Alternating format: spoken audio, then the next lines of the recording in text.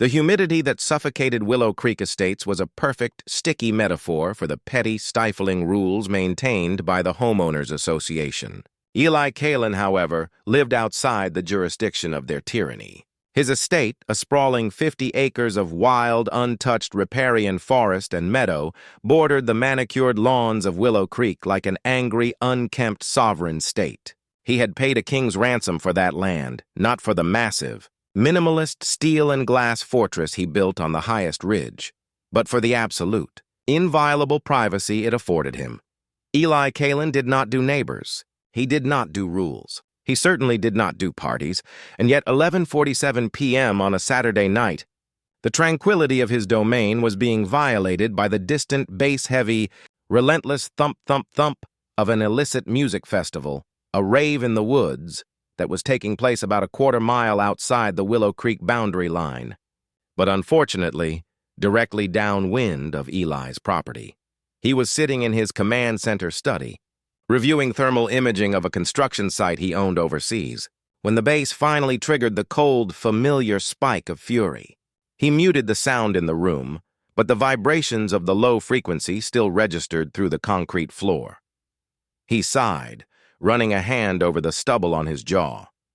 This was a job for the police, but the police were reluctant to wade into the messy, politically charged world of $100 million HOA fighting local kids trying to blow off steam.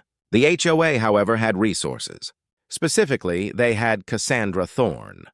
Cassandra Thorne, the current and perpetually re-elected president of the Willow Creek HOA, was not merely annoying.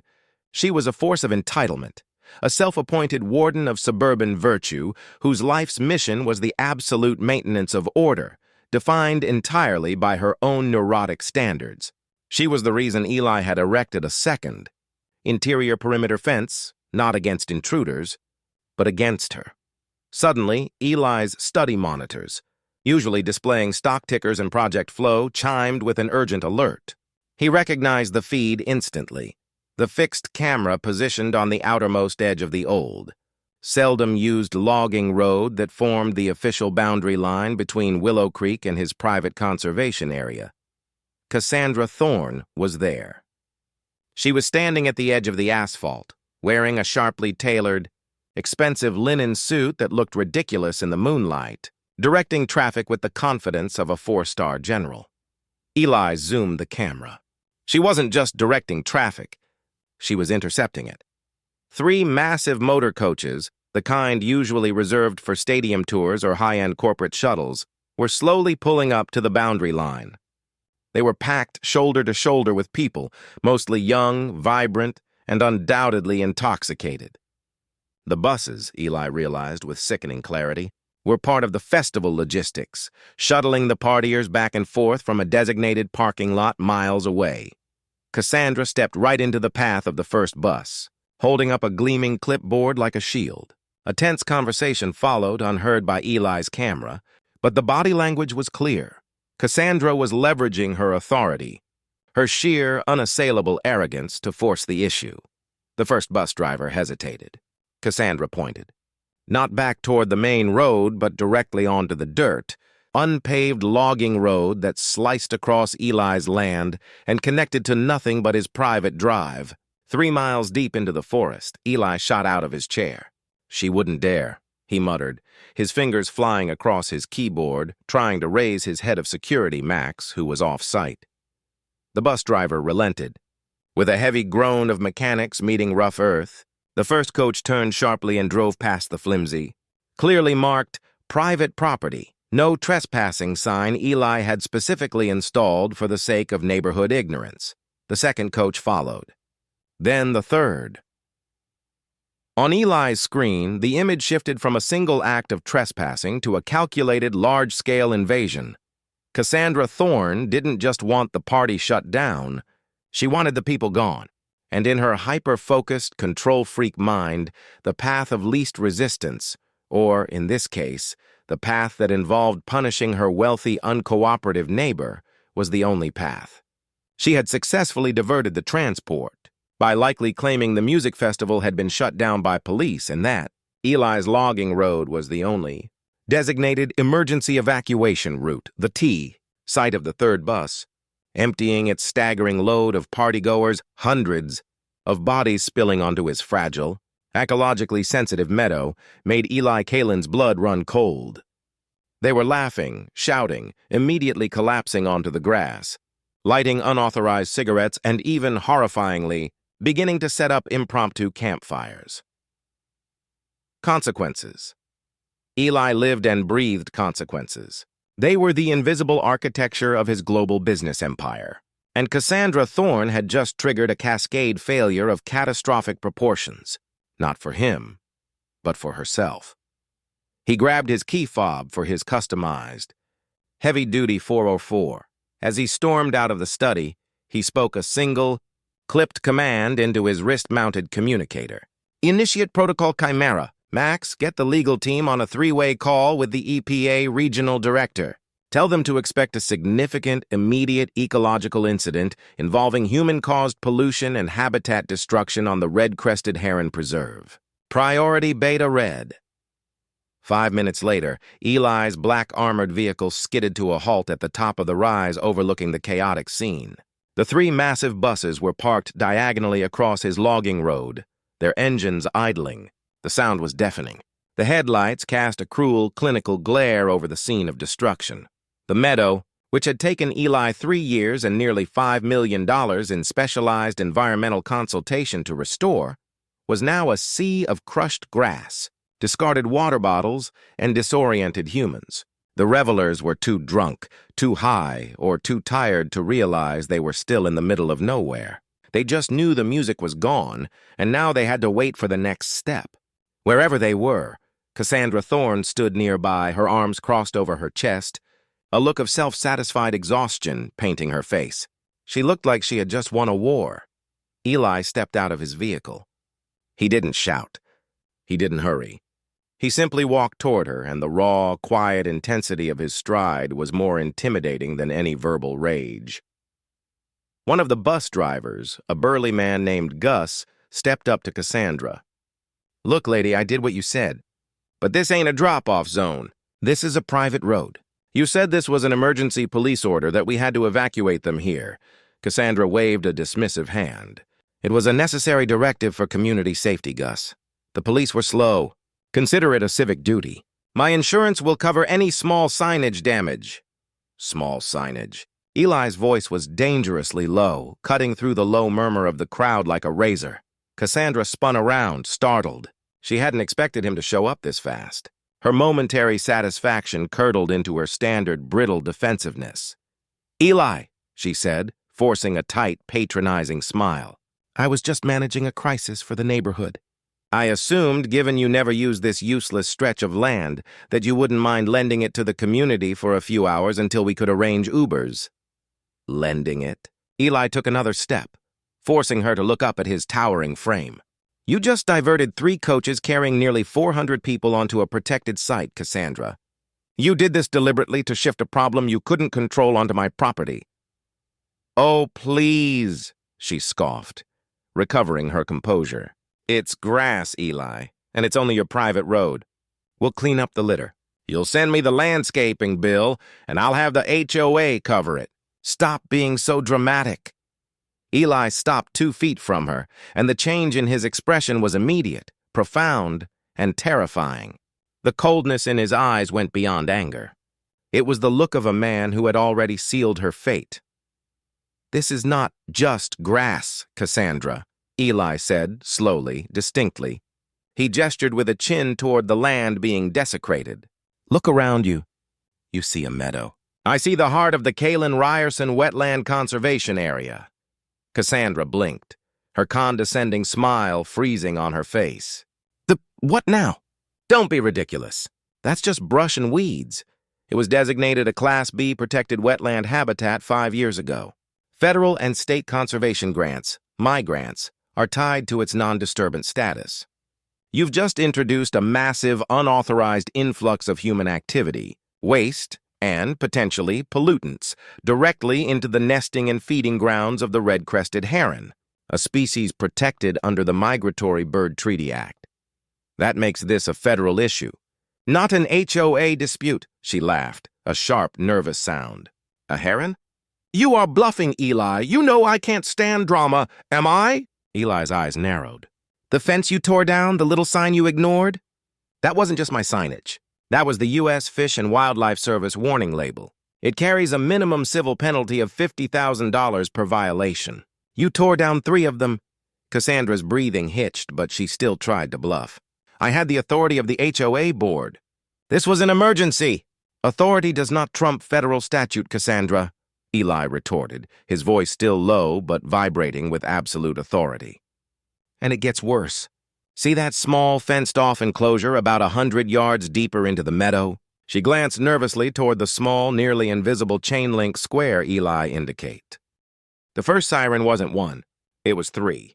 The wail that cut through the humid night and the drunken chatter of the 400 trespassers wasn't the sound of local patrol cars, but the distinct, multi-toned urgency of state and federal assets. 2 black SUVs marked EPA, Emergency Response, and a large white van bearing the logo of the Department of Fish and Wildlife screeched to a halt on the asphalt.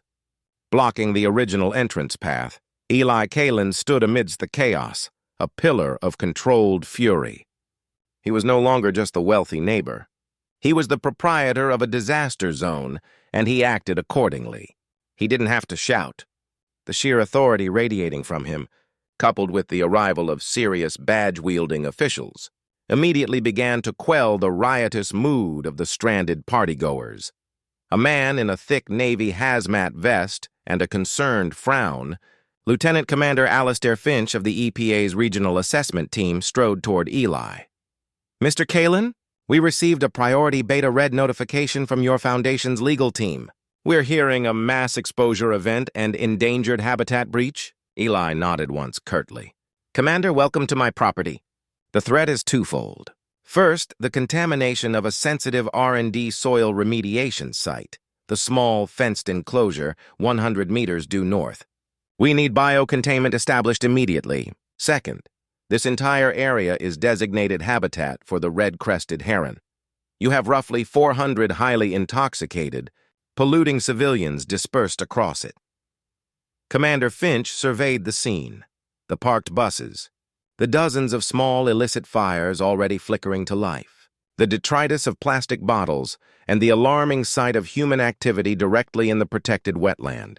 His face went pale beneath the harsh floodlights Eli's security team had just activated remotely from the house. Dear God, who authorized this drop-off point? Eli didn't even look at Cassandra, the woman currently attempting to hide behind the 3rd bus, claiming she has a right to be here. Cassandra Thorne, president of the Willow Creek HOA. She misrepresented this property as an emergency evacuation zone and directed the bus drivers onto federal land. Cassandra, whose initial panic had solidified into desperate denial, attempted a grand re-entry onto the stage. She marched toward Finch, holding her clipboard like a sacred text. I am Cassandra Thorne. This man is exaggerating. I was acting under community mandate to disperse a public nuisance. This is a simple trespassing issue that the local police are too inept to handle. Finch, a man whose career was built on cleaning up industrial accidents, looked unimpressed by a suburban power trip. He glanced from Cassandra's pristine linen suit to the mud being churned by the bus tires. Ma'am, when a protected wetland habitat is breached and hundreds of civilians are potentially exposed to experimental proprietary soil conditions, it ceases to be a nuisance. It becomes a crime scene. And since you admit to directing the flow of traffic, you are now the primary person of interest in multiple federal violations, including unauthorized removal of USFWS signage. He turned to a Fish and Wildlife officer. Officer Davis, I need photographs of the signage disruption and a full census of the human activity in the impact zone. Then initiate the perimeter. Nobody leaves without screening.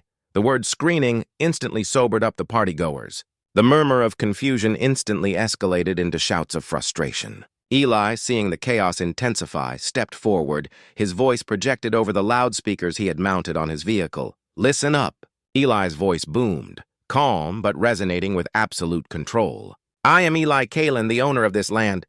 You were misled onto a protected federal site. This is not a drop-off point. This is now a quarantine zone. The EPA is here because of potential environmental contamination caused by the vehicle diversion. Everyone must remain exactly where you are. Stay near the buses. Any movement into the protected areas will be treated as obstruction of a federal investigation. The immediate fear of being caught up in a federal investigation, not just a college party, bust, was the ultimate party killer. The crowd froze. While Finch and his teams began the meticulous process of cordoning off the contamination zone, Eli retreated to his vehicle. Opening a secure line to Max, his head of security, who was now patching in 3 high-powered legal defense specialists. Max, "Status report on Protocol Chimera," Eli ordered, the interior of his 404 serving as a mobile war room, illuminated only by the faint glow of tactical screens. Max's voice crackled slightly over the line. "Initial ground drones are airborne, Mr. Kalen. We have high-res thermal imaging of 3 distinct hot spots of concentrated human activity, consistent with waste dumping, around the R&D enclosure. The legal team is standing by with the cease and desist order for the HOA board. They're also preparing the initial criminal complaint against Cassandra Thorne personally. She cannot use the HOA as a shield for a federal offense this severe." "Good. Legal, listen closely," Eli said, addressing the attorneys on the line. "The core of the liability must be the R&D site. The value of the Kalen-Ryerson wetland is in its ecosystem, which is high, but the value of the proprietary soil science is in the billions. We are not suing for property damage. We are suing for the compromise of critical intellectual property under the guise of an emergency maneuver. Frame the initial fine civilly at $150 million, the minimum valuation of the project's total loss. Make her lawyer choke on the number." A dry, measured voice belonging to the lead counsel, Ms. Davies, responded. "Understood, Mr. Kalen. Total financial crippling. We are also preparing a motion to seize all HOA funds and assets immediately, arguing that Cassandra Thorne's actions represent an existential threat to the HOA's fiduciary responsibility to its members. We will also include all HOA board members who were complicit in authorizing or encouraging her actions in the initial civil filing." "Complicit?" "We just accessed the unlisted HOA communication channel. David Chen, the vice president, explicitly warned her in an email this afternoon not to use your land for any purpose, citing your previous threats of legal action." She replied, "I make the rules here, David. Just keep your mouth shut. We have the paper trail of willful negligence." Eli felt a small, cold flicker of satisfaction. David Chen, the HOA vice president, a quiet, nervous man who had often tried to mediate between Eli and the HOA's aggression, might be their first domino. "Draft a private, confidential email to Mr. Chen," Eli instructed. "Attach the draft cease and desist. Include a paragraph explaining that his previous communication exempts him from immediate personal liability if he cooperates fully with the Foundation's investigation and immediately moves for a vote of no confidence against Cassandra." Meanwhile, Cassandra Thorne was experiencing the kind of public humiliation that even her worst nightmares hadn't prepared her for. Finch had placed her in the front seat of a fish and wildlife vehicle, not in handcuffs, but undeniably detained. Her phone had been confiscated as potential evidence. "This is an outrage!" she shrieked at the silent officer driving the vehicle. "I am the president of the Willow Creek HOA. I demand to speak to my lawyer. My husband Warren is a senior partner at Thorne Davies and Associates. Warren Thorne, a man who built his career on negotiating quiet, multi-million-dollar corporate settlements, arrived 20 minutes later, his face contorted in disbelief as he surveyed the disaster. He pushed through the EPA tape and confronted his wife not with comfort but with sheer professional terror. "Cassandra, what in God's name did you do?" Warren hissed, pulling her away from the officer. "My office just got a call from Davies' firm, Davies, Cassandra, Eli Kalen's personal counsel. They threatened a civil suit for $150 million, citing R&D contamination and the Migratory Bird Act. Do you have any idea the hell you've unleashed?" Cassandra, shaking, grasped his silk tie. "It's Eli. He's playing games. It's an empty threat. It's just a piece of property, Warren. No one's going to sue the HOA for a heron." Warren grabbed her by the shoulders, his voice dropping to a fierce, dangerous whisper. "The Foundation's letterhead is on the threat, Cassandra. The Kalen Foundation is not Eli. It's a non-profit endowment specifically structured to aggressively protect those assets from litigation risk. They don't bluff. They are legally obligated to prosecute. And I just spoke to David Chen. He's already lawyered up, and he's flipped. He sent them your email, the one saying this was a deliberate maneuver. Cassandra's carefully constructed world started to crack. David wouldn't. He's a worm. He needs me to sign off on his pool house permit. He needs to avoid poverty, Cassandra. Davies is moving to freeze the HOA's operational accounts by noon tomorrow. If they succeed, the HOA cannot pay for security, landscaping, or anything. They will have to implement a special assessment to cover this initial liability, an assessment that could bankrupt every single homeowner, including us. You didn't save the community? You detonated it! Warren ran his hand through his perfectly coiffed hair, a man watching his life's work dissolve. I can't represent you, Cassandra. This is federal environmental criminal law. My firm will drop you like a bad stock. You've personally exposed us to everything, and I'm not going to lose my partnership over your petty turf war.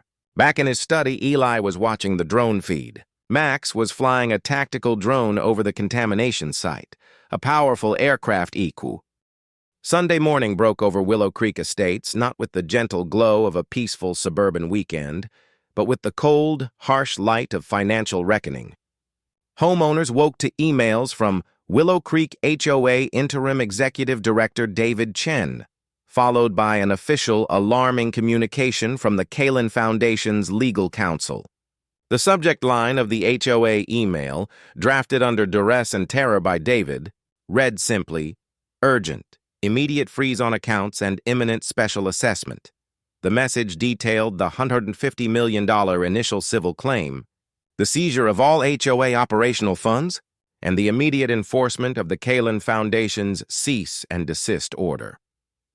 The heart of the panic lay in the final bullet point: to cover the necessary down payment for the environmental cleanup mandated by the EPA, a number Eli's lawyers had calculated to be a punishing $5 million, special assessment of over $50,000 per household would be levied immediately, payable within 5 days.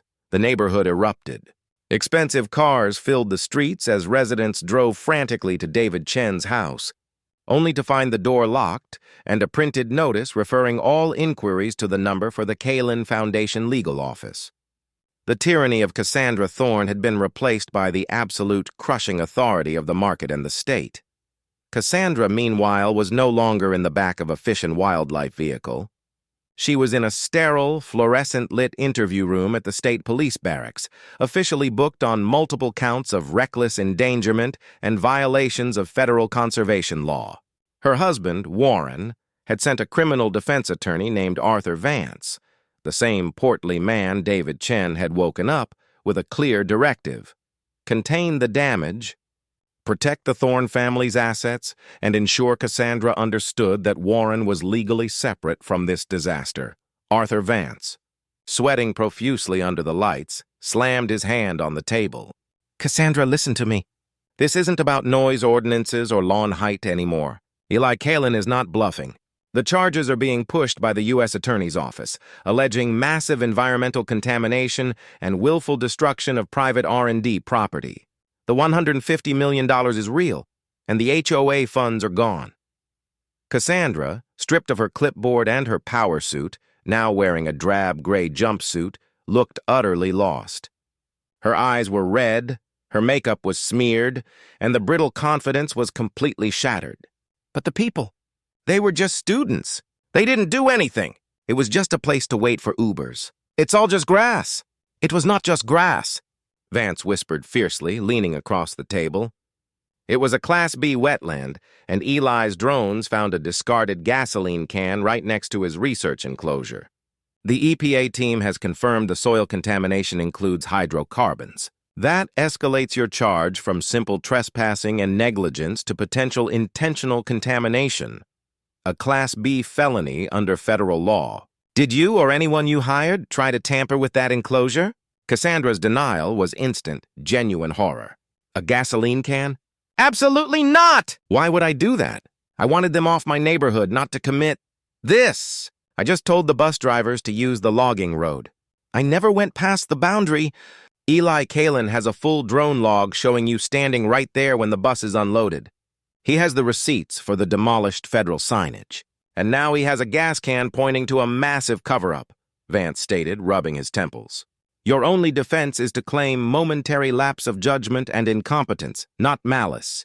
We need to cut a deal immediately. If you accept a plea on the civil liability and resign all claims to the HOA, Warren can maybe save the house and his firm. The mention of Warren saving his firm, not her, finally broke her. He left me, didn't he?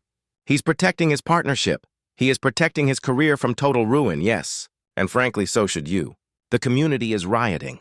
David Chen is being hailed as the savior who stopped your reign of terror, and he's using the very covenants you wrote to claw back losses, specifically the clause on unforeseen fiduciary calamities. In his study, Eli was meeting with Commander Finch. Max was projecting the drone imagery of the red gasoline can and the corresponding multispectral analysis of the soil. The data is undeniable. Commander, Eli said, pointing to a vibrant yellow spot on the screen indicating high acidity and hydrocarbons. The introduction of human waste was devastating enough to the pH-sensitive project, but the fuel spill pushes the contamination past the point of no return. We've had to initiate a total shutdown and quarantine of the site. Finch, having spent the night processing the partygoers, a process that involved background checks and screening for any connections to Eli or the HOA, looked grim. We've processed 388 individuals. They are mostly college students, harmless but reckless.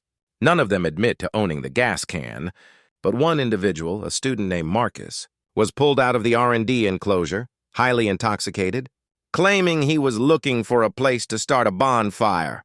A bonfire? Eli's eyebrows arched. In a fully fenced area? That strains credulity. We need to find the source of that fuel. It suggests this incident wasn't merely reckless negligence. It suggests a targeted action against the property, Finch nodded. We're running prints and DNA on the can, but that takes time. However, on Ms. Thorne's phone, we found something curious. An unusual encrypted chat with one of the bus drivers, Gus. Eli leaned forward. The driver she allegedly convinced to trespass? Gus told us she claimed it was a police-mandated evacuation. The text message suggests a more substantial payment was involved. Cassandra offered Gus $10,000 in cash, transferred this morning, to ensure the 3 buses were parked deep inside the logging road and that the engines were left running for 4 hours to deter anyone from returning. She didn't want them. Waiting on her street. To obscure the party and punish me further by destroying my peace, Eli mused. But the running engines, the $10,000, that wasn't just a drop-off. That was a calculated effort to inflict maximum damage, though she didn't know the kind of damage she was inflicting. She intended to make noise, not commit ecocide. Exactly, Finch confirmed. But here is the irony, Mr. Kalen. While searching the passenger manifest for the buses, we flagged something. That student Marcus, the one found in the enclosure. His full name is Marcus Thorne. Eli stood motionless. The name hung in the sterile air, heavy and poisonous. Thorne, any relation? He's listed on one of the bus manifests as Cassandra Thorne's nephew. Estranged. They hate each other according to his social media. He was explicitly banned from Willow Creek after a family falling out last year. He was at the rave looking for trouble. The entire picture shifted violently. Cassandra had dumped the buses, intending petty revenge on Eli, but in doing so, she had unknowingly delivered her own disgruntled relative, a relative capable of far more malice, right to the doorstep of the most sensitive part of the property. The gasoline can might not be Cassandra's intended crime. It might be her own unwitting boomerang of karmic destruction. Max, Eli commanded, switching his attention back to his security chief on a separate channel. Find Marcus Thorne, now, he's the key. And Commander Finch, I have one more request regarding Cassandra Thorne. 3 hours later, Cassandra was granted a brief release on bail, secured by Warren using a substantial amount of his separate personal funds, a transaction that required a humiliating, court-mandated acknowledgement that those funds were legally distinct from any communal or HOA assets. She was driven home in silence. The moment she stepped onto the meticulously paved driveway of her $12 million home, she saw a large, official-looking banner draped across the immaculate white columns of her front porch. It wasn't police tape. It was an HOA notice, signed and sealed by David Chen. The notice was an implementation of the Special Assessment Collection Clause, Section 4C, a clause Cassandra herself had drafted to quickly seize and liquidate the assets of delinquent homeowners. Due to her catastrophic negligence causing an immediate, irreparable $5 million shortfall and the freezing of all other HOA reserves, the board had voted to place a non-negotiable lien on her primary residence, the largest and most liquid asset in the community, to cover the initial environmental cleanup deposit. The notice gave her 24 hours to secure independent financing for the $5 million. If not, the HOA would initiate immediate seizure proceedings, citing an emergency declaration. A black armored vehicle pulled up silently behind the lawyer's car. Eli Kalen stepped out, flanked by Commander Finch and two stern-looking security guards. He stopped just short of her property line, his eyes burning with cold, focused intensity. "You're home, Cassandra," Eli said, his voice carrying clearly in the oppressive stillness of the neighborhood. "You wanted me to clean up your mess. I'm doing it. The community is paying the $5 million deposit for the cleanup, but it's coming directly from the lien David Chen placed on your house, using the very covenant you created to intimidate others." He paused, then delivered the final crushing blow. "And tomorrow, Commander Finch will issue a federal warrant for your nephew, Marcus Thorne, who may have been involved in the chemical contamination that destroyed my research. He was brought onto my land on your buses by your direction. You didn't just create a disaster for the HOA, Cassandra. You exposed your family, your finances, and your freedom to the worst K. The 24 hours Eli Kalen gave Cassandra Thorne to secure $5 million and stave off the seizure of her $12 million home were hours of concentrated, cold-blooded legal pressure. While the elite of Willow Creek Estates descended into a panic, desperately trying to liquidate assets to pay the brutal special assessment, Eli's focus remained laser-sharp. Marcus Thorne, Eli, Max, and Commander Finch established a high-tech dragnet from Eli's command center.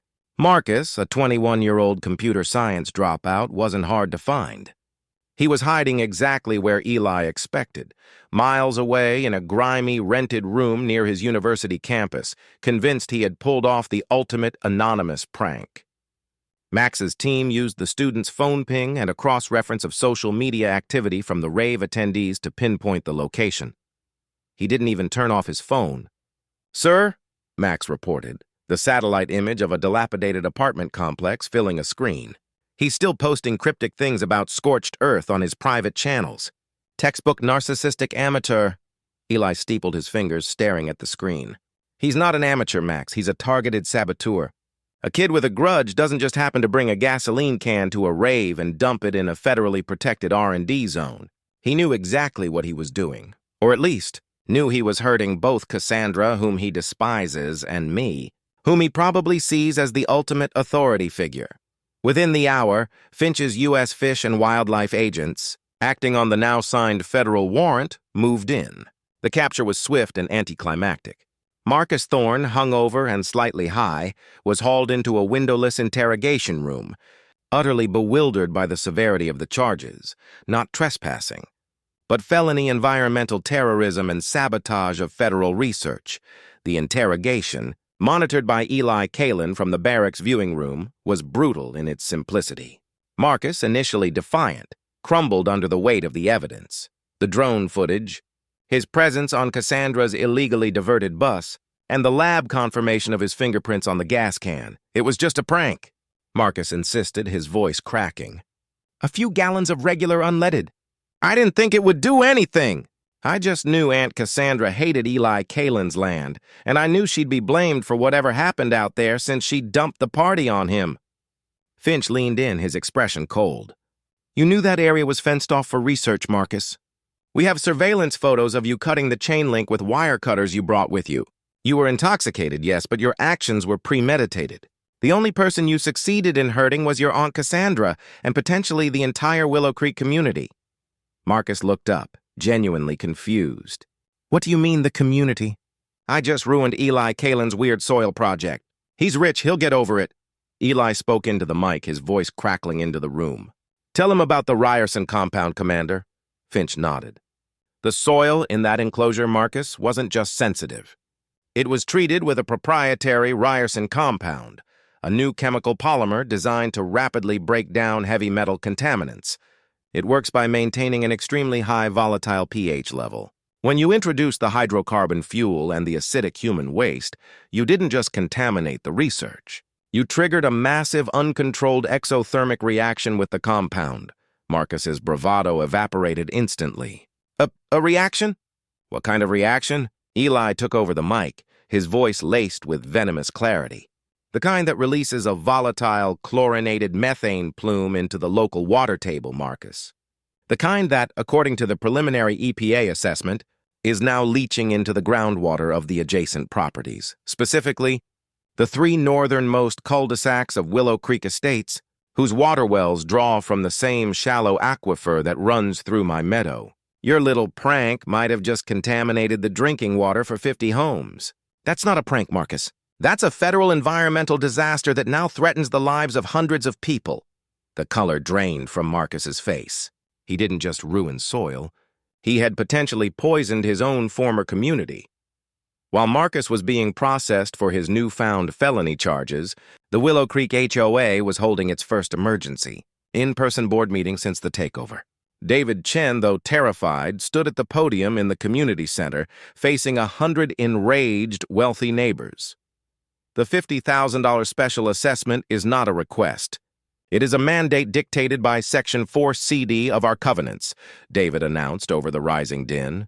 "The funds are required by the EPA to begin the emergency remediation on Mr. Kalen's property, which, according to the latest information, may also protect our local aquifer from a volatile contaminant."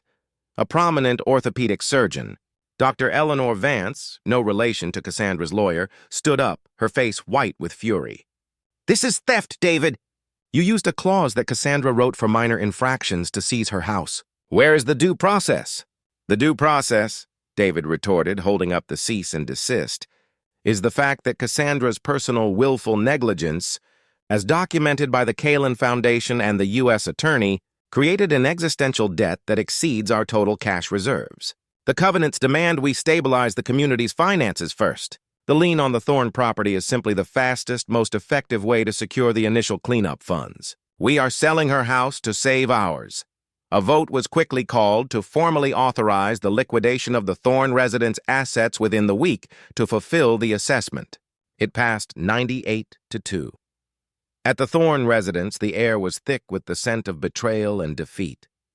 Cassandra was locked in a furious, tearful phone call with Warren, who was now in New York claiming unavoidable business commitments while negotiating his own exoneration with his partners.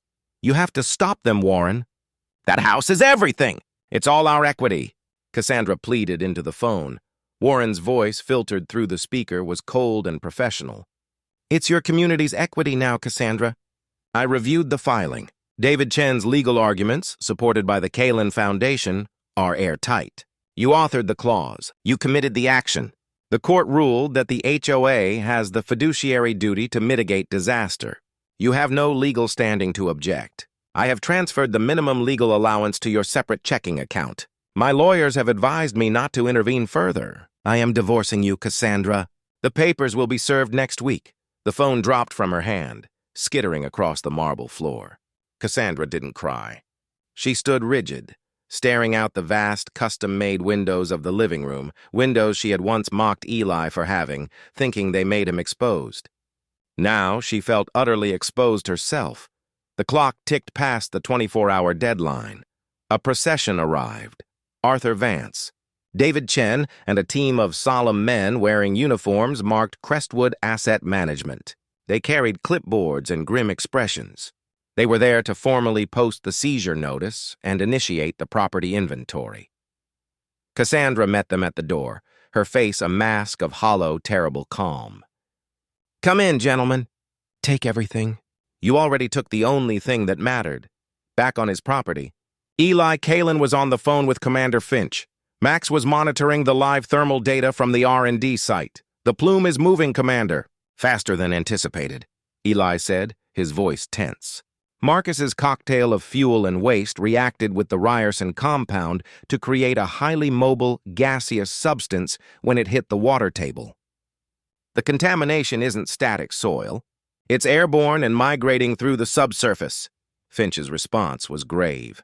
"We have confirmed trace elements of the chlorinated methane in the water table on the northern boundary of Willow Creek. It's low enough to not be immediately lethal, but high enough to be an unmitigable long-term health risk. The EPA is issuing the final disaster declaration. Mr. Kalen, your initial environmental report was a worst-case scenario. This is worse." Eli closed his eyes, accepting the grim mathematics. "So the $5 million cleanup assessment is useless. You can't clean an airborne plume. The only way to contain the plume's spread is to drill monitoring wells and install a complex venting system. But the contaminated water table is now moving beneath the first 3 cul-de-sacs of Willow Creek. The houses are built right over the source of the spread." Finch delivered the final, devastating decision. "The EPA is moving to enact a permanent exclusion zone around the entire contaminated segment. We are not just seizing Cassandra Thorne's house anymore, Mr. Kalen. We are going to have to evacuate and condemn the property of the 50 richest families in Willow Creek. Your neighbor, Cassandra, didn't just ruin her own life, she inadvertently poisoned the future of her entire community. She turned her backyard feud into a disaster that cost 50 people their homes." Eli stared at the massive screen showing the red and yellow plume migrating toward the adjacent neighborhood, the elegant, manicured symbol of everything Cassandra had fought to protect. The evacuation of the northern 3 cul-de-sacs of Willow Creek Estates was a spectacle of humiliating, televised chaos. 50 families, representing the financial peak of the community, were forced by the EPA to abandon their multi-million-dollar homes. The image of moving vans, not the usual sleek, discreet ones that mark a wealthy transfer but heavy-duty, state-contracted vehicles, packing up priceless furniture under the watchful eyes of hazmat teams and news cameras, became the ultimate symbol of Cassandra Thorne's downfall. The special assessment money, secured by the forced, immediate sale of the Thorne residence's assets, was a bitter, ironic lifeline. It was enough to fund the emergency drilling of the venting system and monitoring wells on Eli Kalen's property, but it did nothing to save the homes built directly over the plume's migration path. The EPA deemed the structures unsafe for human habitation. The homes, monuments to affluence, stood empty, slowly turning into toxic ghost houses inside a freshly designated permanent exclusion zone. David Chen, the newly appointed interim CEO of a toxic, debt-ridden HOA, watched the exodus from his own driveway, his face pale with a mix of terror and relief that his house was 2 streets south of the condemnation line. He had survived the political war, but inherited a community that was now irrevocably broken, its property values cratered, its reputation ruined, and its future defined by environmental disaster. The legal process moved with the speed of federal indictment. Marcus Thorne, facing decades in prison for felony environmental terrorism, had little choice but to cooperate fully. His testimony, though erratic, confirmed that his prank was a premeditated act of sabotage intended to escalate the property feud between his aunt and Eli Kalen, leveraging Cassandra's reckless bus deployment. Cassandra Thorne was indicted on several felony counts, including reckless endangerment, obstruction of justice, for destroying the federal signage, and conspiracy to commit environmental harm, given her documented payment to the bus driver and her repeated negligence. The U.S. Attorney's Office, sensing a high-profile, easy victory, pursued the case vigorously. Warren Thorne, already negotiating his high-profile divorce, appeared only to testify as a hostile witness against his estranged wife, detailing her obsession with Eli and her deliberate misuse of HOA funds and authority. Eli Kalen, the star witness, sat in the prosecutor's office, reviewing the final plea agreement drafted by his legal team and the federal attorneys. He wasn't seeking vengeance. He was seeking total institutional compliance and a permanent end to the HOA's power. Cassandra Thorne has agreed to plead guilty to the felony counts of reckless endangerment and obstruction, the lead prosecutor stated, reviewing the documents. She will serve 2 years in a federal minimum security prison. Crucially, the plea includes a permanent bar against holding any position of fiduciary or community leadership in the future, and she is liable for the full $150 million civil judgment, which will follow her forever. Eli nodded. And the land? The Kalen Ryerson wetland will receive full federal protection as an area of environmental emergency. The EPA will install the venting system and monitoring facilities, funded in part by the liquidation of the seized HOA assets. In exchange, the Kalen Foundation will transfer the ownership of the adjacent 50 condemned homes, the exclusion zone, to the foundation. Eli signed the document without hesitation. He wasn't taking the houses for their value. He was taking them to ensure their permanent closure. 6 months later, the Willow Creek Estates Community Center hosted its last formal meeting. David Chen, his hair thinning from stress, addressed the remaining shell-shocked homeowners. The HOA was effectively defunct, its primary purpose, maintaining the community's elite status, gone with the toxic plume and the condemnation orders. The Kalen Foundation, David announced, his voice hollow, has finalized the acquisition of the 50 condemned homes. They will be demolished next month. In their place, Mr. Kalen is not building new homes. He is establishing the Willow Creek Environmental Barrier and Research Preserve, a permanent 20-acre buffer zone where the plume can be safely monitored and dissipated over the next 2 decades. The remaining residents knew what this meant. Their community would forever border a high-security, toxic federal environmental site. Their property values would never recover. The pristine, manicured vision Cassandra Thorne had policed so ferociously was now permanently encased in scientific containment and cautionary signage. The HOA was dissolved, the community absorbed back into the general county zoning, stripped of its protective covenants and its identity. Cassandra Thorne's final day of freedom was muted and cold. She walked into the federal courthouse, stripped of her designer wardrobe and her diamonds. She passed Warren, who averted his eyes entirely, and David Chen, who only offered a curt, formal nod. Her power had vanished entirely. She had no empire, no husband, and no one to blame but the relentless, uncompromising legal machine she herself had invited to her door. The day she was incarcerated, the demolition crews arrived at the northern cul-de-sacs. Eli Kalen stood on his observation deck, sipping coffee as the morning sun rose. The view was now dramatically different. The elegant, mock-European homes that had once glared down on his privacy were gone, reduced to rubble and carefully processed waste.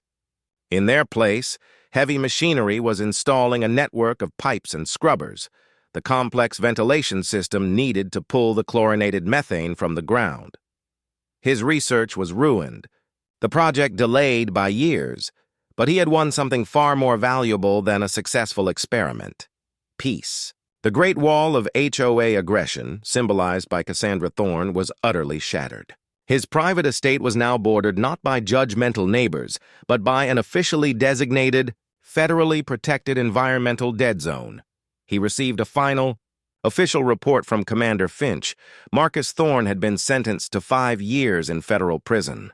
Cassandra Thorne was processing in. Justice was complete. Eli walked over to a small, hidden memorial his security team had erected near the original site of the bus dumping. A simple, small stone dedicated to the red-crested heron. He thought about the 3 bus loads of intoxicated partygoers, the catalysts in this grand, terrible chain reaction. They were the accidental weapon, delivered by a woman driven by petty malice, who had ultimately poisoned her own well. Eli pulled out his phone and opened a file, the newly revised plans for the Kalen Ryerson compound. The initial project was dead, but the research wasn't. The data collected from the catastrophe, the way the chemicals reacted, the plume's migration speed, the exact cost of a community's obliteration, was invaluable. He was already planning the next iteration, a new, safer compound, funded entirely by the liquidated assets of the now-defunct Willow Creek HOA, channeled through the courts as restitution.